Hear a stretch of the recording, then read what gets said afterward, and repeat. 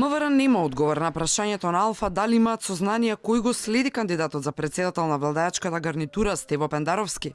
Предпладнето добивме ветување од портпаролот Тони Ангеловски дека ќе провери дали министерството истражува и докаде е евентуалната постапка за тоа која е странската служба што Пендаровски ја посочи како блиска на опозицијата дека го следала. Да проверам и ќе ви јавам, рече Ангеловски, но до почетокот на овие вести одговор немавме. По оваа изјава на Пендаровски следеше нова синоќа. Овој пат не ја спомна службата, ама вели сигурно не биле папараци.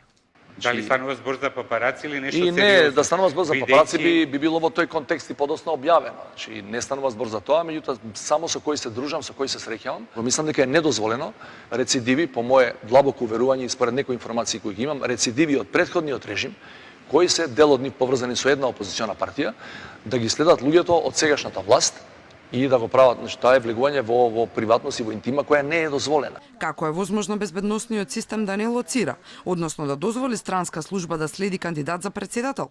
Дали е ова признание на актуелните безбедносни служби, дека немаат капацитет да знаат што се случува, особено кога е во прашање кандидат за председател? Токму последново е дискутабилно и според против кандидатот на Пендаровски, Силјановска Давкова.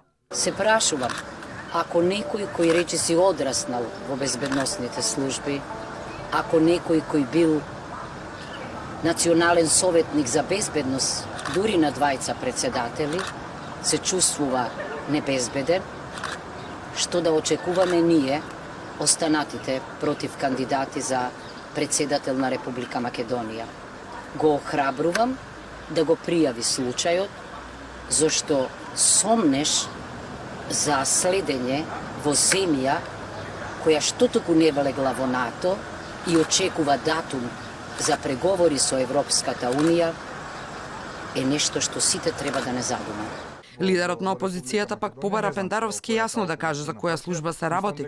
Ако пледира да биде граѓанин, односно да биде прв меѓу сите граѓани, односно председател на сите граѓани во Република Македонија, добро е да ни даде одговор која е таа опозицијска партија и која е таа странска служба која што се сомнева дека го следи. Навистина, јака му душа на Оливер Спасовски со сите овие небулози и со сите префрлање на топка во неговиот двор, човекот просто не гледам како може да ги реши, имајќи ги во предвид неговите капацитети кои што во многу наврати сме ги коментирале во минатото. Останува отворена дилемата, која министерството треба итно да ја расчисти. Како се гарантира безбедноста на кандидатите за председател токму во овој и периодот на кампања што ќе следи? И зошто се случува вакво нешто, кога земјава го доби 30-тото столче во НАТО?